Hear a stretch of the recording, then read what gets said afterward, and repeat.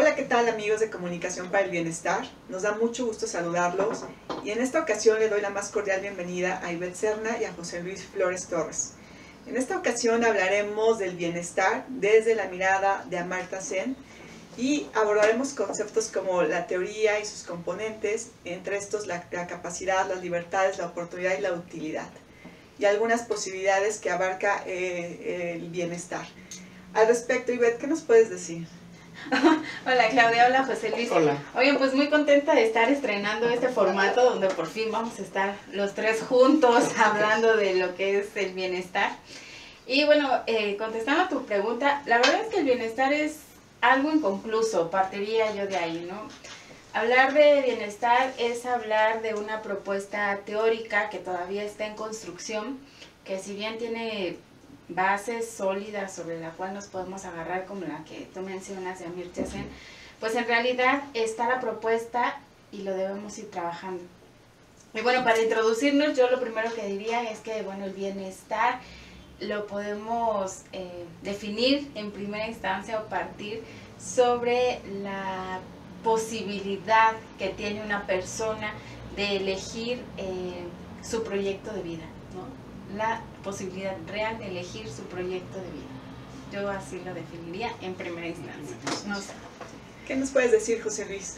Pues que coincido básicamente en esa primera parte, es decir, es un concepto que está en construcción y de alguna manera parece un poquito como una crítica hacia estas miradas de desarrollo, de crecimiento, le aporta como nuevas variables, como esta que comenta Dalia, de las oportunidades, las libertades, como lo mencionabas hace ratito, pero que bueno, desembocan en esto que podíamos voltear la palabra, ¿no? Que es el estar bien, que podría ser como muy subjetivo y que podría ser como diferente la manera en la que para ti implica el estar bien, ¿sí? Lo que para ti y lo que para mí, ¿no? Desde una perspectiva más utilitarista, tal vez tendríamos las mismas medidas o ese desarrollo, ese estar bien, tendría una mirada como mucho más general, mucho más utilitarista, etc. Y aquí hay una mirada un poquito más individual, más personal, por así decirlo, ¿no? Pero básicamente es un concepto, ¿sí?, en construcción, y yo le agregaría que es un concepto complejo, no porque sea difícil, sino complejo por los diferentes componentes o las diferentes miradas desde donde se le puede observar, ¿no? Desde la economía, desde la filosofía, desde luego, desde la ética, desde la medicina, desde la comunicación, desde luego. Hay un componente político también, desde lo social. Entonces eso es un concepto amplio, complejo y en construcción, desde luego. ¿Cómo lo abordarían desde estas dimensiones o estas miradas que ustedes comentan? Por ejemplo, mencionaste la parte económica, ¿no?, la parte social. ¿Cómo serían estas miradas del bienestar? Bueno, yo creo que no hay que perder de vista que en principio Sen es economista, ¿no? Es filósofo también y eso le aporta una parte muy particular a su teoría del bienestar, pero él es economista. Entonces, yo creo que para entender este concepto o para empezar a entenderlo no hay que perder de vista eso. O sea, porque cuando hablamos de bienestar es muy fácil desviarnos hacia lo social, hacia la justicia social, hacia el bien común, hacia la comunidad, al género, power, ¿no? Y sí, digo, forman parte como de estas dimensiones del bienestar, pero en principio hay que pensarlo como un término económico, ¿no? Si yo le pregunto a José Luis, ¿cómo estás? Pues, ¿en función de qué me vas a responder? ¿Cómo estoy de salud, de varo, de trabajo? ¿Cómo estoy en función de un montón de cosas, ¿no? De trabajo bien, pero si no gano, si no cobro. Exactamente. Entonces, un poco la idea de Sen era esta, ¿no? Sí es un concepto económico, pero que estas mediciones económicas que tienen que ver con la riqueza y la pobreza en un contexto capitalista como en el que vivimos, tengan que ver más allá o puedan ver más allá de el simple poder adquisitivo de una persona. Estar bien en términos de cuánto dinero traigo en la bolsa o en mi cuenta bancaria, ¿no? Amirtya Sen lo que propone es que estos parámetros de riqueza y de pobreza tienen que ver con otras cosas que más allá del dinero, ¿no? Tienen que ver con tu grado de salud, con tu grado de satisfacción. En general, bueno, creo que ahora que lo digo, todas estas dimensiones se reducirían como al grado de satisfacción que tienes tú en este momento con tu vida, ¿no? Con tu proyecto de vida. En ese momento, porque es evolutivo, cambiante, no son las mismas aspiraciones o las mismas posibilidades, a lo mejor las que tendríamos en la adolescencia, en la juventud, ya como profesionistas. Y justo ahí es donde entra la parte filosófica, porque medir algo como el grado de satisfacción de tu vida, pues rompe más allá de medir el ingreso per cápita, o cuánto ganas, o cuánto perdiste, o si tienes un refri o conexión a internet. O sea, ya medir como estas dimensiones en términos económicos es una tarea compleja, es un reto grande, y justamente es ahí donde entra la parte filosófica de Zen. Y creo que hay otra parte en donde entra la parte filosófica, que es en la parte ética. Creo yo que también es una mirada o es una propuesta que parte de una, que es de la mirada ética hacia esas propuestas de medir el crecimiento, el desarrollo. O sea, siempre iba acompañado, ¿no? Desarrollo con crecimiento. Siempre en una línea evolutiva, ¿no?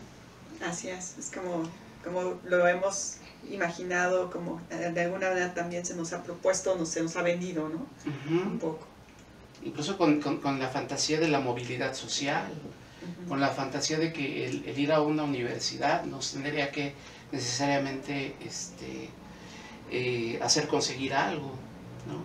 Todo ese tipo de subjetividades que de alguna manera pues se encuentra ya en la realidad real, con una serie de obstáculos, con una serie de posibilidades e imposibilidades, libertades o no libertades, con las que me vaya encontrando en el camino. Pero es una mirada ética, es decir, esas miradas más economicistas, más, bueno, que no deja de ser una mirada economicista también, pero una mirada más utilitarista, vamos, una mirada más tradicional, más desde la perspectiva del desarrollo, pues lo mide desde una perspectiva más global, ¿no? Es decir, desde perspectivas, aunque le puede utilizar los eufemismos, desarrollo humano, etcétera, pero siempre desde una perspectiva como muy medible, muy matemática, muy cuantitativa, etcétera, y que no tiene esa mirada como más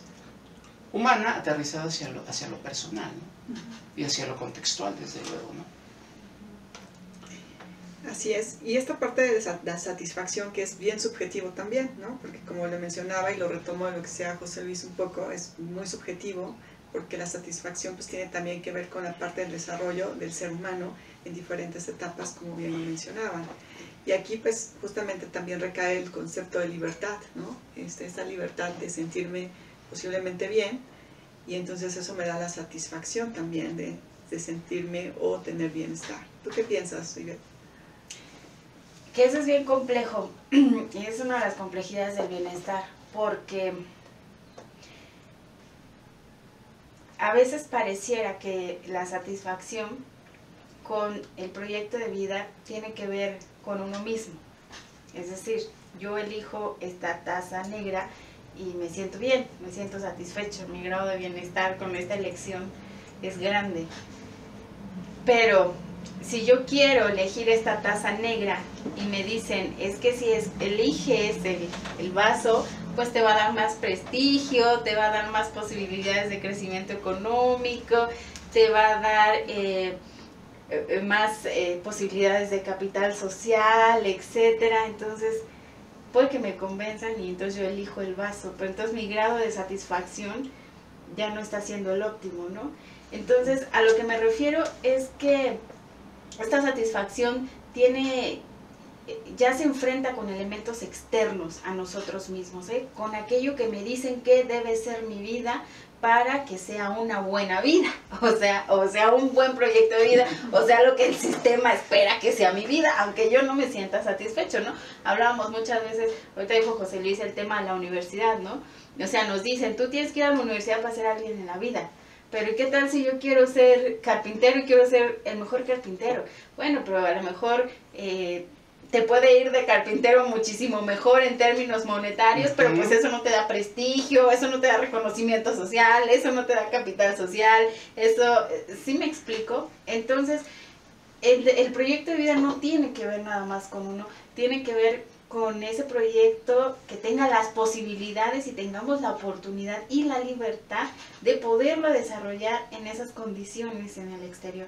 Que si yo decido ser bombero o zapatero o médico o tornero o lo que yo quiera, eso no implique que ello va a representar una disminución en mis condiciones de reconocimiento social o de participación, ¿no? Todas estas cosas. Así es. Y justamente, bueno, esta parte hablabas de proyecto y que a veces está determinado por alguien, ¿no? Y que eso justamente limita también mucho la libertad de alguien que se sienta pleno y satisfecho con lo que está haciendo en su vida. En ese sentido, a mí me gustaría saber, por ejemplo, cómo un ser humano se puede dar cuenta, si es que se puede dar cuenta justamente de la libertad en donde él está experimentando satisfacción. Qué difícil pregunta, te la voy a dejar a ti. Gracias. Empezaré un poquito redondeando este ejemplo, porque hay un ejemplo como muy clásico, el que es pobre porque quiere, ¿no? Eres pobre porque quieres, y en realidad, pues, la pobreza entendida desde una perspectiva como más tradicional, por así decirlo, pues es como muy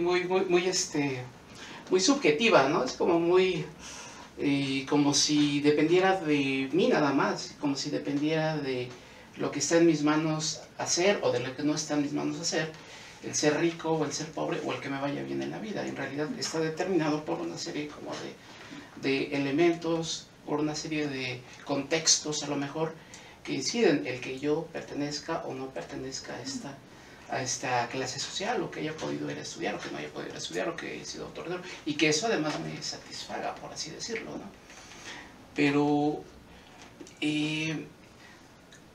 ¿cómo te das cuenta? ¿Cómo sabes? ¿Cómo eres consciente de? Pues justamente en la medida en la que a lo mejor estás más en contacto con más opciones, a lo mejor, es decir, por ahí una de las cosas que decía Zen es que, por ejemplo, en las sociedades democráticas, pues es como más, o como es menos probable, pues, de que haya esa perspectiva de la pobreza, como se entiende, por así decirlo, por esa, digamos, posibilidad a lo mejor que tienes de involucrarte y de participar, pero no entendiendo la democracia nada más a nivel como gobierno, a nivel democracia tradicional, sino estoy hablando incluso de democracias comunitarias, ¿no? En donde podrías tener como más oportunidad, como un poquito de más participación, un poquito de más juego, etcétera. ¿Ibas a decir algo, estimado? No, nada más te quería preguntar si Zen habla de democracias, ¿no? Porque así lo entendí, nomás para aclarar ese punto, ¿no? No, más bien como que es como que sacar el concepto de la democracia, e incluso sacar el concepto de la política de los conceptos tradicionales, ¿no? O del entorno tradicional en el que se le coloca, ¿no? Entonces, la libertad desde la perspectiva como del libre mercado, ¿no? Es que tú tengas esas tres opciones ahí en el ¿cómo se llama? En el centro comercial, y que tú de ahí pues elijas uno. Ya tuviste la oportunidad, ya tuviste la libertad, ¿no? Porque el centro comercial de alguna manera te fijó esas tres esas tres opciones. Pero ¿por qué nada más esas tres, por así decirlo, ¿no? ¿Por qué únicamente esas opciones están? Si elijo esta, pues a lo mejor me voy a ver más más elegante. Por acá me voy a ver más casual o algo por el estilo. ¿Y quién lo determina, no? ¿Desde dónde se determina?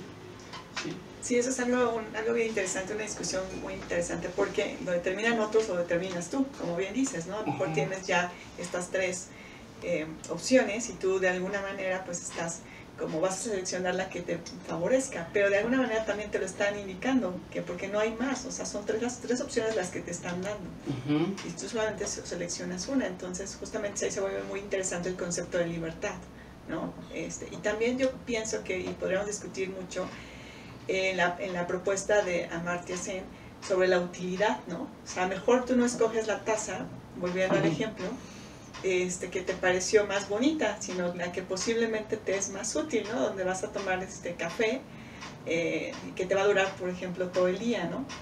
O el mediodía, no nos veamos tan exagerados. Entonces esta parte también se me hace muy interesante de la utilidad. O sea, al respecto, ¿qué nos puedes decir? ¿Qué nos pueden decir, Ivette, José Luis?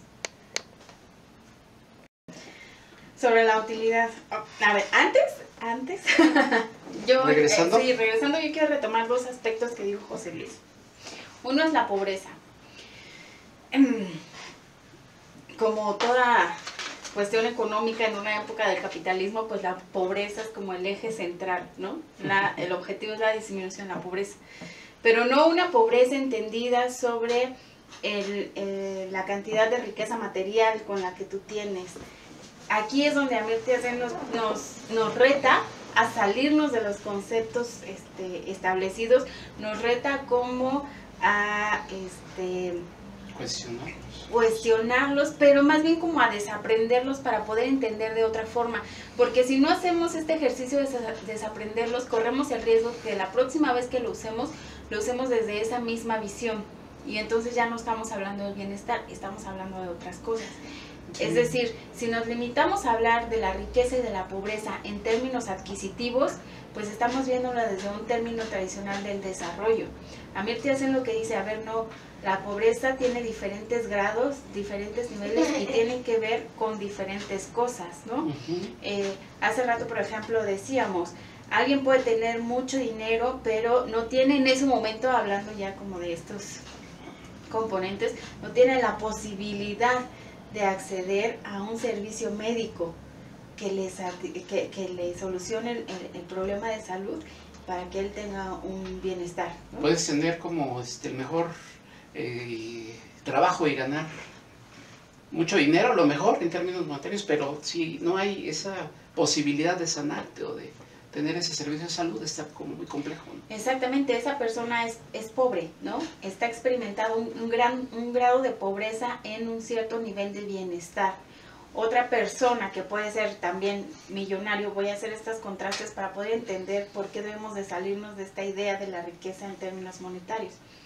Otra persona que puede ser más millonario, pero no tiene amigos, no tiene familia, no tiene un capital social, pues en términos de desarrollo de capital social, pues es pobre, ¿no? Es pobrísimo, ¿no?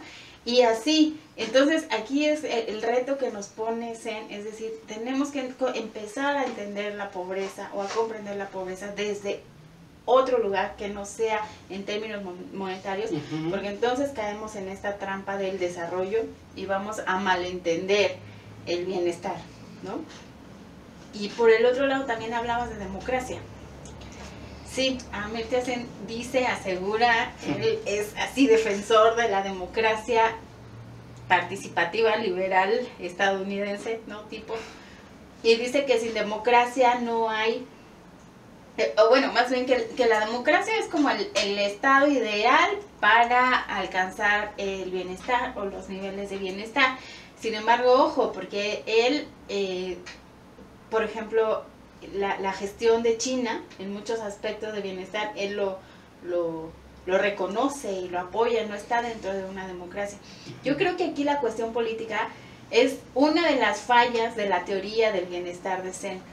sí, la parte económica, la parte filosófica, pero la parte política yo creo que es donde tendría que haber más, digamos, más discusión, quizá. Porque no, la democracia ha venido acompañando el sistema capitalista y no ha demostrado ser el mejor modelo político. Lo que pasa es que lo defendemos porque no conocemos otro. Se supone que es el modelo ideal de las libertades, pero no es cierto. Ahí está Foucault, por ejemplo, el Estado totalitario, ¿no? Que sí, mucha libertad, pero es un autocontrol en el fondo, ¿no? O sea, es un Estado represor al final, entonces la democracia no existe.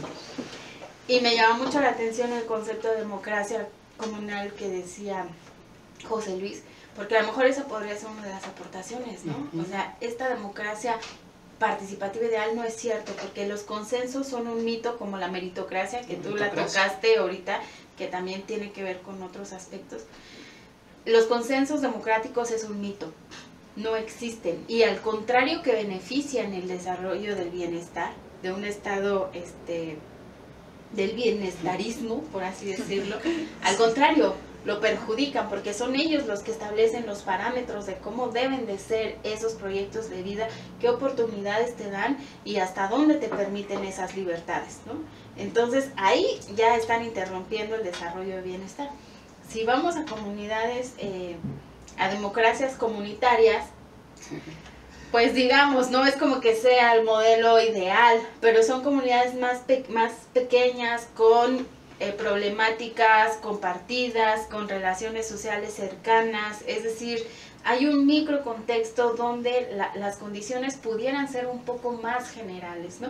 Es decir, una comunidad que vive en la Sierra Tarahumara puede compartir algunos aspectos de la vida y de problemáticas y centrarse en ellos, que si lo hacemos desde el centro de México, pensando que el desarrollo y el consenso político y la democracia participativa es la panacea para combatir la pobreza monetaria. O sea, no, para nada. Entonces yo por ahí sí tendría que ser, vería, una de las oportunidades de esta teoría. Y ya respondiendo a tu pregunta sobre la utilidad, sí, en esta teoría del bienestar uno tendría que elegir lo que le es más útil. Es decir, si yo necesito un auto para transportarme de mi casa a mi trabajo, porque no hay un sistema de transporte público que me satisfaga, no tengo esa oportunidad, ¿no? Que me satisfaga ese problema, entonces necesito un auto. Bueno, pues muchos autos me pueden ser útiles, ¿no? Pero entonces, ¿por qué elijo uno sobre el otro? Y aquí aparecen estos contextos externos del sistema de los que yo me refería antes, ¿no? Bueno, pues porque a lo mejor, pues, me da un poco más de estatus, me da un poco más de poder, prestigio, ¿no? Ya tiene que ver con otras cosas y no necesariamente con lo más útil, ¿no? A lo mejor ni me sirve porque este auto tiene 6 cilindros y no me alcanza para ponerle gasolina y lo uso una vez cada 15 días, ¿no? Etcétera, sí. Pero el tema de utilidad también tiene que atravesar por procesos donde la persona se despoje sobre el simbolismo. Aquí, tocaste un tema importante. Exactamente, hablamos, Marx hablaba ¿cómo se llama? El valor de cambio, el valor de uso, y hay un teórico que ahorita se los debo, que dice el valor simbólico, ¿no? Y estamos en el momento del valor simbólico, ¿no? La cosa ya no la escojo porque me sirve, porque me es útil, sino porque me representa algo, ¿no? Así es. Al respecto, José Luis, al respecto sobre la utilidad que mencionaba, ya dimos algunos ejemplos. ¿Cuál sería la diferencia entre utilidad y utilitarismo? Utilidad y utilitarismo. Es que siempre pensamos, a lo mejor, en no solamente que algún objeto, a lo mejor, que algún proceso, que algún trabajo, que algo, pues no solamente satisfaga como mis necesidades o que me haga sentir bien, ¿sí? O que me provea de ese bienestar. Muchas veces ese utilitarismo pues va cargado de como de esos elementos simbólicos, tal vez tratando de entender un poquito lo utilitario, ¿no? El que los objetos, el que los productos de alguna manera, pues además de poseer ese elemento que me hacen a mí útil, pues le provea como de algún elemento extra, por así decirlo, que a lo mejor lo vuelve inservible, a lo mejor para mis necesidades, pero yo supongo que me es utilitario en el sentido de que me provee de cierto estatus o de cierto concepto, por así decirlo, que me interesa poseer, por así decirlo, o el utilitarismo, la acumulación a lo mejor, el sobreutilizar a lo mejor, o el ya no nada más adquirir, o el no nada más poseer aquello que me hace falta, o que me hace sentir bien, Okay. sino más como más de lo que me hace sentir bien, y ya empiezo como pues como a, no sé si acaparar, o si empiezo como ya ir más allá como de eso que me hace sentir bien, y ya empiezo como incluso a lucrar muchas veces, puede ser, ¿no? Incluso ese auto a lo mejor lo pienso en cobrarle a mi vecino, a lo mejor, que él también viene aquí a la Ciudad de México. Entonces ya le estoy viendo un sentido lucrativo, por así decirlo. Entonces el utilitarismo tiene como que muchas caras, ¿no? Pero que desde luego tendrían que ver con la falta de ética, creo yo, y con pues ir más allá pues de lo que necesito, o más allá de lo que me hace sentir bien, hacia elementos ya más simbólicos, por así decirlo. Así es, y en este entramado, como bien lo mencionas, pues mucho de lo que hemos hablado es que el bienestar también tiene que ver o está implícito con la ética, ¿no? No con la falta de ética. ¿Por qué? Porque la parte de la ética nos permite también ese grado de satisfacción y libertad también, ¿no? Que es muy importante en el desarrollo humano. Entonces, ahí otra pregunta podría ser también que el bienestar, y lo mencionaban un poco, el bienestar no hace determinismos, ¿no? Y creo que eso se debe quedar como también muy claro. Sí, a mí no me queda muy clara la parte de la ética. Yo ojalá ahorita José Luis la explique. Porque a ver, no es que sea malo, o no es que esté mal, o no es que estemos en contra de que alguien compre el Ferrari, ¿no? Es perfectamente válido. El tema acá es generar un poco esta conciencia, ¿no? Esta conciencia de por qué estoy adquiriendo el Ferrari. Y entonces ser consciente de que esta adquisición yo le estoy dando un simbolismo, ¿no? Pero de lo que se trata es que si alguien que no puede o no quiere o decide no comprar este Ferrari, no pierda ese simbolismo. Es decir, estamos en el tema de lo simbólico, ¿sí? Si yo entro a una universidad, no tendría que tener un mejor prestigio o no tendría que tener un mayor reconocimiento social que alguien que decide no hacerlo, ¿no? Es el mismo tema con el Ferrari. O sea, no es que una cosa esté mal, no es que estemos en contra, sino que sea a partir del proyecto de vida que uno decide tener, pero que eso no repercuta en la diferenciación social, en estos términos de que uno pueda ser más reconocido, por así decirlo amablemente, más reconocido que otro, ¿no? Que adquiera cierto poder. En esos términos, ¿no? Es como leer a las personas desde sus propios proyectos, desde sus propias capacidades, desde sus propias oportunidades. Y aquí es donde decimos, no caemos en determinismos, ¿no? No, un determinismo sería, si no tienes un Ferrari, pues no eres cool. Exacto, no estás dentro, si no estás en la escuela, pues eres un fracasado, si no estudiaste en la universidad, ¿no? No se puede hacer estos determinismos porque mi grado, el bienestar es tan personal, tan subjetivo, que lo que yo quiero es diferente a lo que quiere José Luis, a lo que tú quieres tú, lo que a mí me representa algo es diferente a lo que le representa a José Luis, a lo que te representa a ti. Y este es un ejercicio muy chistoso porque hablamos mucho de la colectividad y de poner el ojo en la otredad, pero de tanto poner el ojo en la otredad nos perdemos en la mismidad. Sí, me pierdo yo, ¿no? Me pierdo yo. Pero entonces lo que dice esta teoría, a ver, recupérate tú, y en ese tomar conciencia de tu recuperación, entonces vas a ver al otro con ese grado de conciencia, ¿no?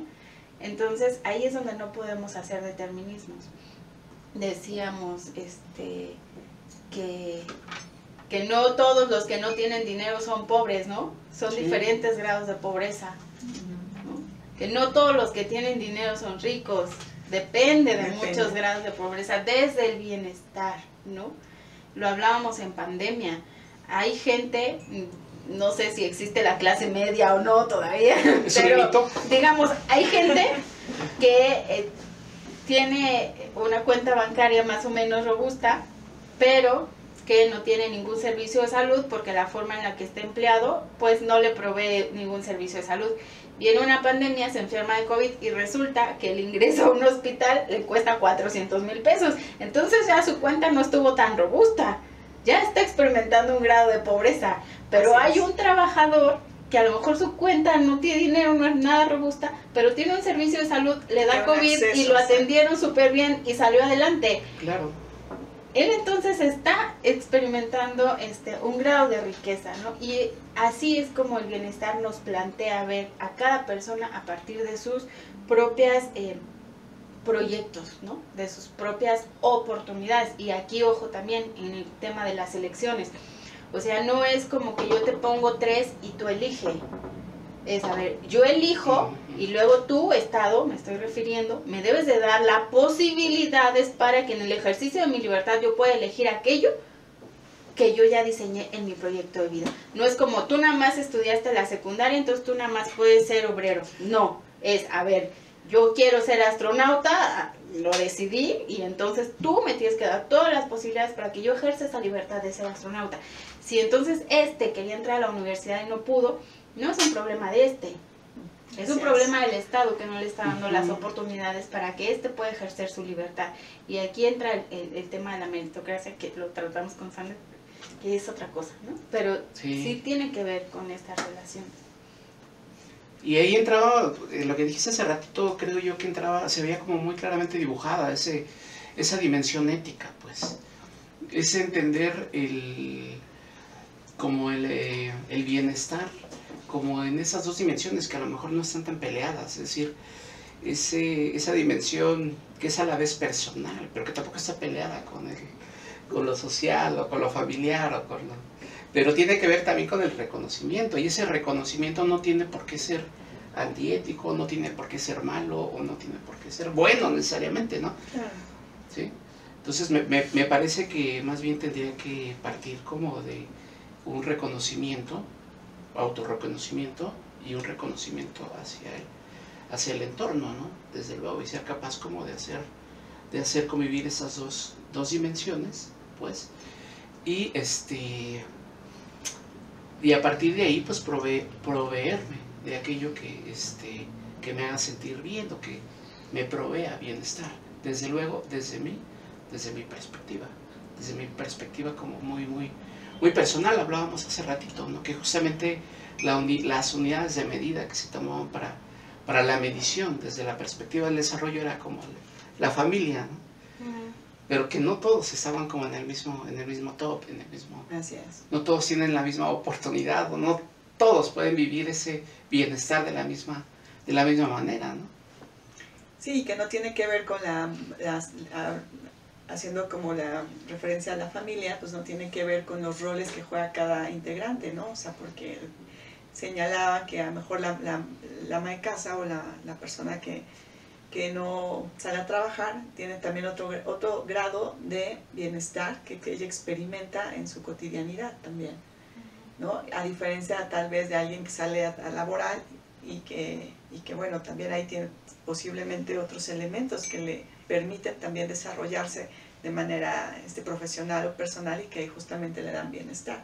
Pero haciendo como un trazo de ese bienestar, pues no toda la familia tendría por qué incluso tener como el mismo bienestar, porque este bienestar pues es bien subjetivo también, ¿no? O sea, tiene que ver con los gustos, pues, posiblemente con las preferencias de cada miembro de la familia, de lo que le haga sentir bien. Bueno, sobre la propuesta de Amartya Sen, y ella habla sobre componentes, y uno de estos componentes también son las capacidades. ¿A qué se refiere ¿a qué se refiere Sen al hablar de capacidades? También es un concepto amplio, es un concepto igual en construcción, pero que también tendría que ver con esas libertades, es decir, con esa, no solamente posibilidad a lo mejor personal, o con esa habilidad que tengo yo para ser astronauta, o para ser ¿cómo se llama?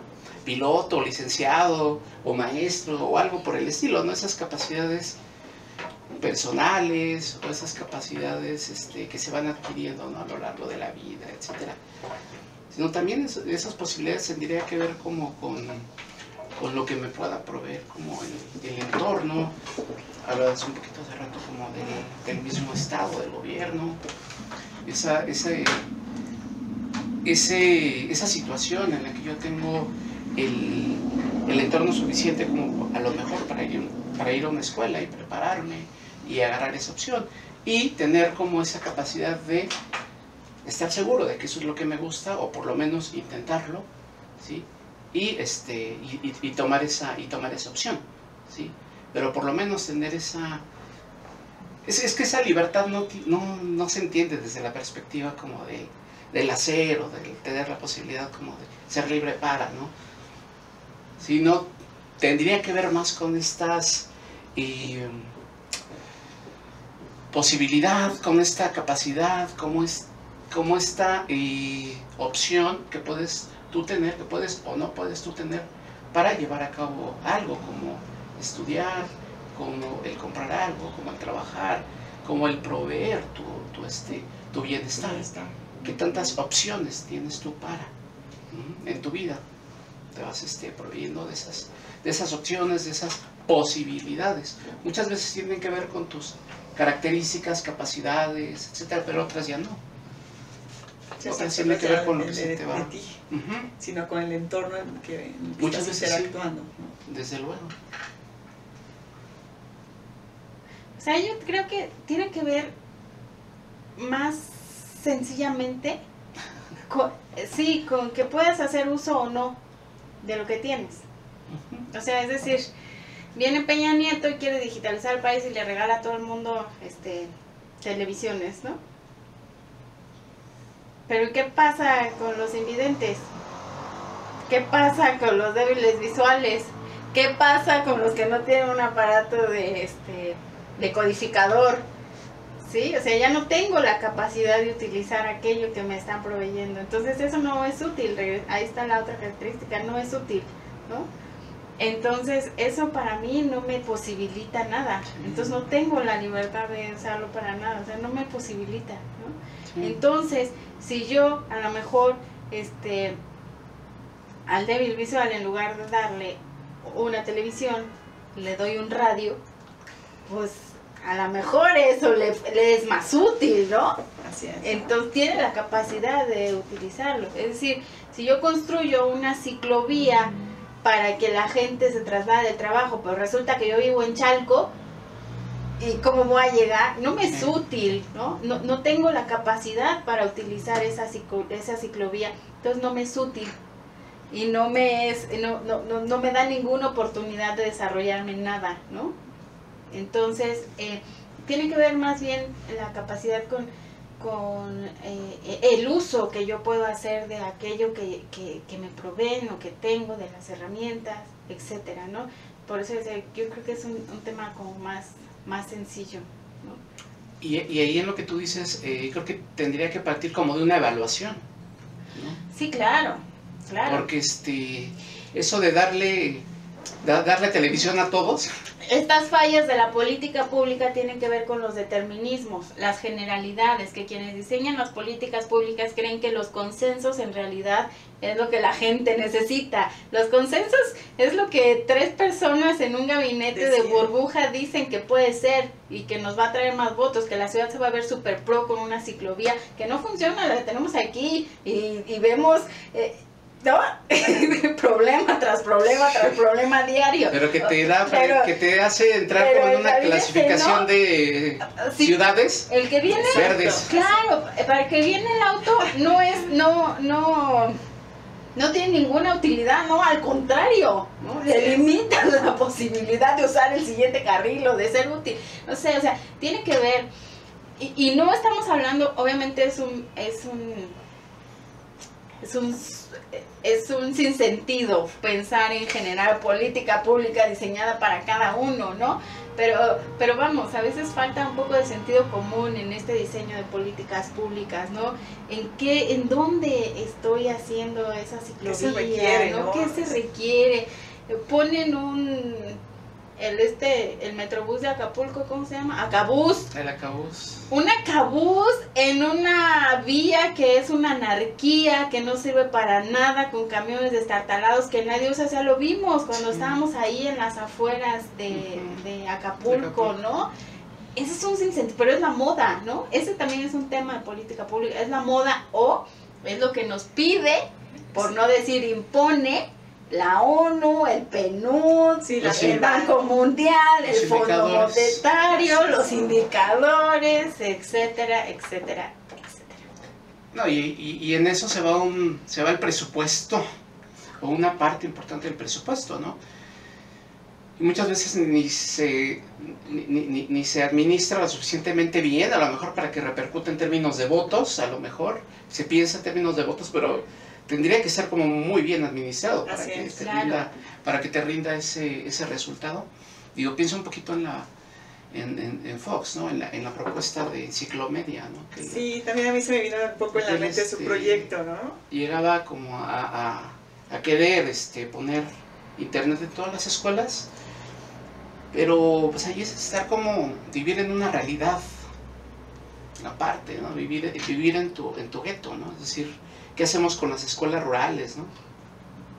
Sí. ¿Qué hacemos con deja las rurales, las urbanas. Hay un montón que no están en condiciones de tener Ciclomedia, ya de entrada. Así es.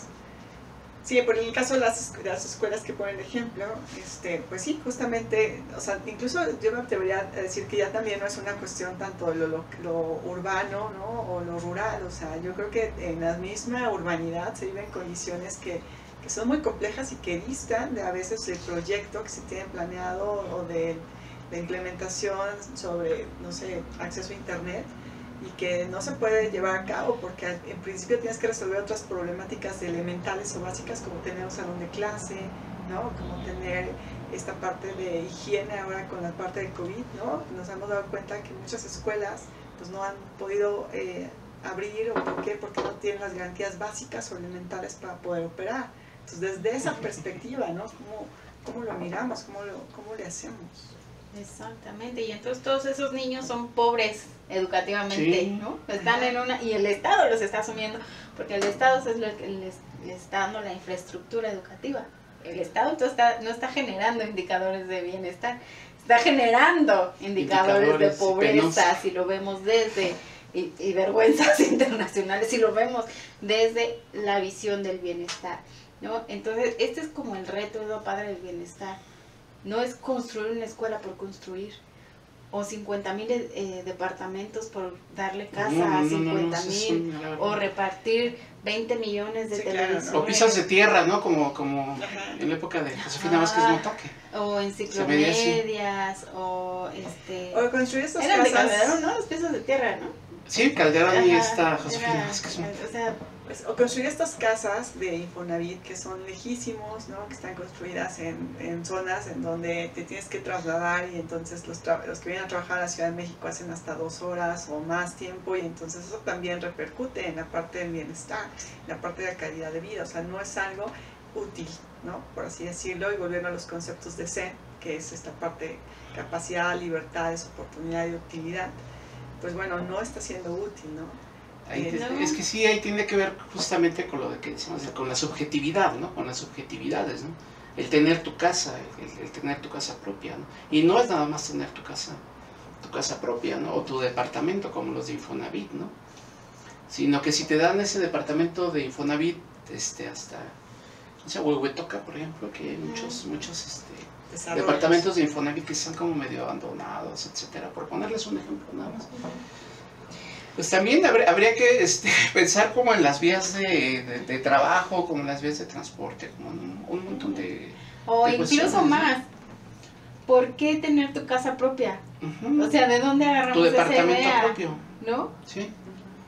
¿Por qué no un sistema de rentas? Yo qué sé, o sea, lo que le falta a los ejecutores de políticas públicas es creatividad, porque hacen un programa tras otro igual, nada más le van cambiando el nombre, ¿no? ¿Por qué no ver las cosas desde otro punto de vista? Partiendo de los determinismos, ¿quién dice que todos los adultos mayores a 65 necesitan 2.500 pesos o no sé, la verdad, cuánto les den? Y no dudo que muchos lo necesiten y que de verdad lo agradezcan, pero quizá hay otros que prefieren un servicio médico. Así es. O hay otros que prefieren compañía, ¿no? Que viven en soledad. Claro. O hay otros que a lo mejor tienen el dinero y tienen el servicio médico, pero no viven con alguien que los pueda llevar a ese servicio médico.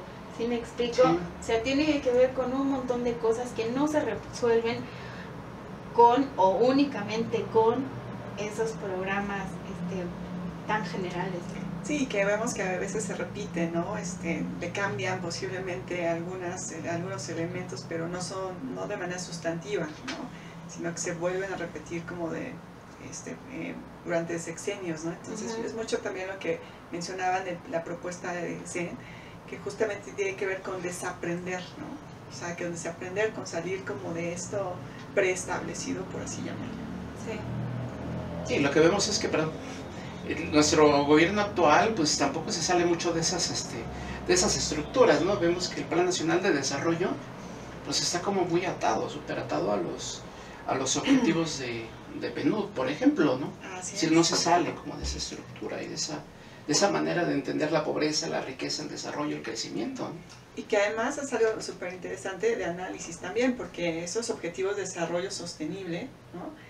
O sea, también están como permeados para de manera como muy global.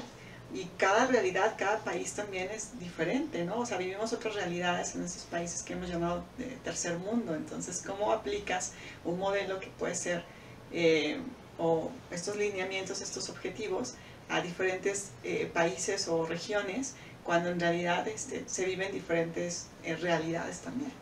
Determinismos mundiales, ¿no? Así es. Sí, y un poco hablando de esto, bueno, se quisieron ver muy pro en la ONU y entonces adoptaron el Índice de Desarrollo Humano a partir del concepto de bienestar de Amartya Sen, y entonces midieron ahora indicadores, no nada más el dinero o el ingreso per cápita, sino la educación, la salud y el ingreso per cápita, ¿no? Pero es muy básica la comprensión, o sea, no tiene que ver con diseñar indicadores o decir ahora vamos a medir esto en lugar de esto, tiene que ver con de veras un verdadero cambio en la forma en la que se comprende el mundo, en el que se comprenden las necesidades, ver las cosas un poco más colectivas, menos macro. Y ahora sí que cada cabeza es un mundo, entonces cada cabeza es un proyecto de bienestar. Y entonces el reto es todavía muchísimo más grande, pero llevamos décadas con los mismos modelos que no, al contrario, vamos al revés. Entonces, ¿por qué no sumar mejor décadas a poder hacer este esfuerzo? Sí, lo que decíamos hace ratito parece misión imposible, ¿no? Pero habría que hacer el intento como de desaprender y aprender, ¿no? Sí, desaprender esa manera en la que vemos la pobreza o la riqueza o el desarrollo, etcétera, ¿no? Y ser consciente de que hay otras maneras justamente de entender el desarrollo a partir como del bienestar, ¿no? Y no entenderlo a nivel como colectivo, global, país, como le quieras llamar, ¿no? Sino a partir de las subjetividades, a partir de esta perspectiva personal, no nada más de lo medible, sino también de lo no medible, como puede ser el amor, como puede ser las relaciones personales, la fe, la religión, las redes sociales, por ejemplo. No hablo de las redes sociodigitales, sino de las redes sociales, las redes de amigos, de colaboradores, apoyo, ¿no? de personas que tienes a tu alrededor, ¿no? Yo creo que es una gran riqueza, ¿no? El tener una red social sólida, ¿no? Así es. Lo que te es útil, lo que te es fundamental, ¿no? Así Que la es. puedes utilizar en el buen sentido de la palabra, ¿no? Entonces sí, yo creo que esa labor tendría que involucrar como el desaprender y aprender, ¿no? Justamente desaprender como esta manera de entender al mundo y al desarrollo, a la riqueza, a la pobreza, etcétera, ¿no? Y aprender estas otras perspectivas o esas otras opciones. Pues nada. ¿Qué tan lejos estamos de ese Así es. aprender y desaprender? Yo creo que estamos lejos de estamos lejos de bajarlo a tierra, de ponerlo, digamos, como en la conciencia colectiva, ¿no? En la opinión pública. Pero yo soy muy optimista porque les comentaba, creo ayer o antier, no sé cuándo nos vimos ahí, que he visto que cada vez más teóricos de élite, digamos, han estado volteando a ver estos conceptos. Y no es que, bueno, necesitemos que ellos volteen a ver esos conceptos. Lo que pasa es que es una realidad que cuando voces que son escuchadas voltean a ver a estos conceptos, pues hay una posibilidad real, ¿no? De ponerlas en práctica. Entonces a mí eso me da mucha felicidad, mucho bienestar y me da mucha esperanza. Pero creo que la otra parte es la voluntad política de los gobiernos. Sí. Sus gabinetes tan limitados. Es que, híjole, híjole, ¿no? Híjole. Entonces, yo creo que ahí es donde, o sea, hacer entender a estos gabinetes, a estos ejecutores, a estos gobernantes, a estos políticos que a veces no entienden ni el desarrollo, o sea, no terminan ni siquiera de entender el desarrollo, pedirles que entiendan el bienestar y que además lo apliquen en su proyección de políticas públicas, me parece una misión titánica, pero que bueno, hay que empezar, ¿no? Habrá alguno con voluntad, Sí, que hay otros conceptos que están ubicados como que como lugares equivocados, ¿no? Como lo que decíamos hace ratito de los consensos, ¿no? Eso no es un consenso. Que tres desde una oficina decidan que necesitamos una ciclovía, eso no es un consenso, ¿no? Y la democracia también, sí, vivimos apostando a la democracia, pero en realidad no es una democracia con la que hemos estado conviviendo en términos generales. Puede haber opciones políticas, puede haber partidos políticos candidatos, pero eso no te asegura pues que haya un juego democrático o que haya un juego democrático limpio o algo por el estilo. También habría como que aprender y desaprender ese tipo de conceptos, el mismo concepto de política, ¿no? Así es. En ese sentido, José Luis, desde aprender y desaprender, estamos hablando de los microgrupos, ¿no? De democracia comunal, por ejemplo.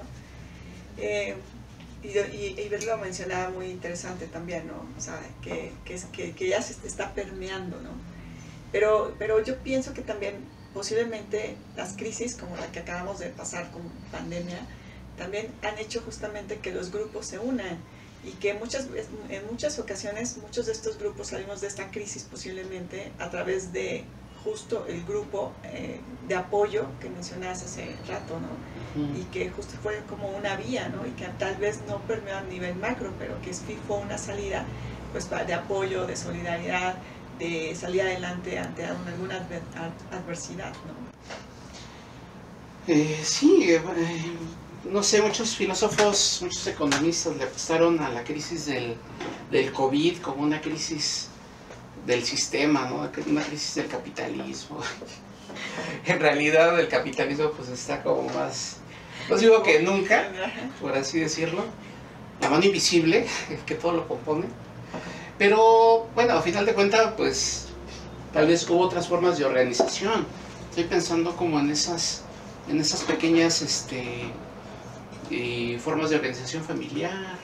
Así es. En esas unidades habitacionales en donde se hacían como redes de vecinos, en donde se empezaban a vender cosas a lo mejor. Si no vayas hasta la tienda, a lo mejor nosotros te podemos surtir de verdura. Esas pequeñas redes Exacto. de colaboración, esas pequeñas redes sociales que se hacían en colonias, en unidades habitacionales.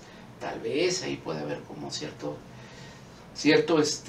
dejo de esperanza, por así decirlo, y no sé si eso es a lo que te referías, ¿no? Sí, exacto, me refería a eso, que posiblemente puede haber como una pauta, ¿no? en esto, porque recuerdo que algunas personas incluso abrían las puertas de su casa para que los chicos estudiaran, tuvieran la conexión a internet y estudiaran, y entonces eso a mí es como un ejemplo mucho que puede ser de cómo puede funcionar justamente una democracia comunal, por así decirlo, de apoyo mutuo, de solidaridad con el que pues tienes como cercano, ¿no? Por así decirlo. Sí. Pues un poquito de todo, ¿no? Sí, un poco de todo, ¿sabes? A veces funcionaba, a veces no funcionaba, pero sí, se dio la oportunidad de que surgieran esas formas de organización, ¿no? Así es. Fíjate que esos ejercicios rompen, como dice Sandel, el mito de la meritocracia. Exacto. Porque cuando decía José Luis, si nos quitamos la idea de que el que es pobre porque quiere, y el que es rico porque se esforzó un montón, estamos olvidando una parte importante que es justamente esta comunidad, estas redes de apoyo que siempre están, ¿no? Entonces, si yo me compro esa idea de que mi éxito fue mi propio mérito, sí, y entonces dejo de ver lo que los demás hicieron por mí, pues entonces estamos en un problema, porque entonces yo no soy capaz de entender por qué yo tengo que retribuir a esa comunidad algo de lo que yo me gané con mi propio esfuerzo, ¿no? Si entendemos la forma de si entendemos esta cosa de diferente manera, decimos, bueno, este mérito fue de mi mamá que me levantó temprano, del profesor, el profe que me aguantó con los retrasos de las tareas, del taxista, o el del micro que me llevaba, ¿no? La señora que limpiaba el salón, o el señor que limpiaba el salón para que yo pudiera estar en un espacio, ¿no? Medianamente cómodo para llevar a cabo esto, ¿no? Es decir, hay un montón de gente involucrada en todo lo que esto que llamamos mi mérito propio, ¿no? Mi éxito personal. Si lo vemos desde que un montón de gente apoyó, entonces yo me siento con esta deuda ética, ahora sí. Creo, de retribuir a ellos todo lo que hicieron para que yo estuviera donde estoy. Pero solo así lo podemos entender, porque si seguimos viendo las cosas desde el mérito, entonces es, ¿por qué te voy a dar algo que yo me gané? Si tú lo quieres, pues trabaja, friégale como yo, ¿no? Sí. Levántate temprano, pues también a las 9 de la mañana te levantas y quieres algo. O sea, no, esa no es la forma de ver las dinámicas sociales, ¿no? Es de, a mí me ayudaron para llegar a donde estoy y me toca retribuir esa ayuda ahora. Y además también es como darle ese valor a justamente todas estas personas que estuvieron involucradas, ¿no? Y que es parte también de empezar como a permear un bienestar colectivo también, ¿no? Desde un poco, no sé si el reconocimiento, pero sí como dando esa retribución del valor que el otro te aporta también a través de su servicio. Nada más que fíjate que luego estas marejadas de positividad a mí me da mucho miedo, porque cuando empezaba la pandemia, por ejemplo, hablábamos de los trabajadores esenciales, ¿no? Y entonces se reconocía a la gente que limpiaba las calles, a los choferes, etcétera, ¿no? Y tú decías, este es un momento de la conciencia colectiva y entonces va a haber un verdadero reconocimiento social a estas personas, ¿no? Aquí se va a romper este mito, ¿no? Esta visión, pero no se esta manejada de positividad fue más como una, ¿qué digamos? Como una manejada de compasión más mal entendida, ni siquiera compasión, lastimosidad, ¿no? Era una cosa lastimosa, se convirtió en algo lastimoso después. Qué fuerte, pero porque sí, no nada puede ser, más no obtuvieron el reconocimiento social que merecen, sino que se les estigmatizó aún más. Así es. Entonces estas oleadas de positividad colectiva también sí habríamos que verlas como con cuidado, ¿no? Verlas con cuidado y desaprenderlas, ¿no? Porque también es como mucho que todos se van con esa ola, por así decirlo, y se suben a esta ola, ¿no? Y es importante eso. Todos aplaudimos en Twitter, pero... Así es. Y cada quien desde su trinchera, ¿no? Tendría como que esa posibilidad o esa obligación o esa opción de aprender y desaprender y de cuestionar como muchas cosas, ¿no? Así es. En el entorno educativo, ¿no? Estudias, pero ¿por qué estudias? ¿Para qué estudias? ¿No? ¿Para qué lo haces? ¿No? ¿Te hace sentir en verdad bien el estudiar o el terminar una carrera? ¿O el ser investigador? Nada más es por obtener un reconocimiento o obtener tus puntos conocidos, etcétera, ¿no? Así es. Lo que hablábamos la otra vez, ¿no? El investigar cosas que no has investigado en realidad, ¿no? El investigar migración, pero si nunca has salido de tu oficina, ¿no? Bueno, es que aquí hay un punto, y también es que yo todo le veo trampas, ¿no? Pero, por ejemplo, hablando de este reconocimiento social, es una realidad que obteniendo estas cosas de mérito, expanden tus redes sociales y tus posibilidades y tu prestigio, ¿no? Eso también es una realidad. Desafortunadamente. Claro. Y ahí estaríamos hablando del utilitarismo, ¿no? De utilizar a la gente para. Así es. Un investigador, que no quiero decir su nombre, no lo dijo, ¿no? No lo dijo. No solamente no lo dijo, lo vimos. Dijo algo así más o menos, dijo, no se trata nada más de la red social, sino para qué me es útil esa red social, para qué la voy a usar yo, qué me va a servir a mí. ¿No? Diferentes formas de ver el mundo. Que tenemos y algunas que tenemos que desaprender sin duda, ¿no? Como esta. Muy bien. Pues bueno, no sé si quieren agregar algo más acerca de esta interesante charla sobre la propuesta de Amartya Sen. Discutimos como estos conceptos de capacidad, libertad, oportunidad, utilidad, etcétera. Y pues es una teoría sumamente interesante que nos permite ver que hay otras posibilidades, que hay otras alternativas para pues ver el mundo, para, como decía José Luis, ¿no? Actuar desde lo que nos corresponde también a nosotros y también ser como más, establecer relaciones que posiblemente nos puedan llevar a un bienestar más completo. No sé, Ivette y José Luis, si quieren agregar algo más. No, nada más que fue un gusto el poder reiniciar estos diálogos, sobre todo en algo que nos incumbe, porque es parte de nuestro nombre o parte de nuestro apellido, el bienestar. Y es bien importante como reflexionarlo, ¿no? El comentarlo y compartir justamente con la gente desde dónde estamos viendo el bienestar o desde dónde queremos ver el bienestar, ¿no? Y que estamos también nosotros en esta labor del aprender y el desaprender, ¿no? Desde luego, ¿no? Es un concepto no acabado, desde luego, es un concepto en construcción y que requiere como de mucho esfuerzo, no solamente para entenderlo, sino para asumirlo y para vivirlo, ¿no? Así es. No, pues a mí para ti, Beth. Pues también me hace muy feliz regresar a esas discusiones porque creo que es como... Somos muy discutones. Sí, es como la naturaleza al final de la combi, la teníamos un poco abandonada, pero Yo creo, y nos sirve también esas discusiones para nosotros también entender de lo que estamos hablando, porque a veces no nos caen los 20 hasta que estamos hablando entre nosotros. Pero, como dice José Luis, es un concepto muy nuevo, muy bebé, del cual nosotros estamos también tratando de aprender y desaprender, y estamos en ese proceso, y que seguramente hay un montón de gente que sabe más sobre esto que nosotros, o tiene otra visión valiosa. Y que nos gustaría discutirlo. Sí, claro, invitarlos, ¿no? Invitarlos a que nos digan, oigan, es que dijeron nada que ver, o eso sí está chido, o cualquier otra cosa. O sea, lo importante es que en esta, nadie es dueño del concepto bienestar, quiero aclarar eso, nadie. Nadie. Y todos debemos de que sea un ejercicio colectivo hacia la construcción. Sí, apostar por ello también, porque creo que se nos hace bien también.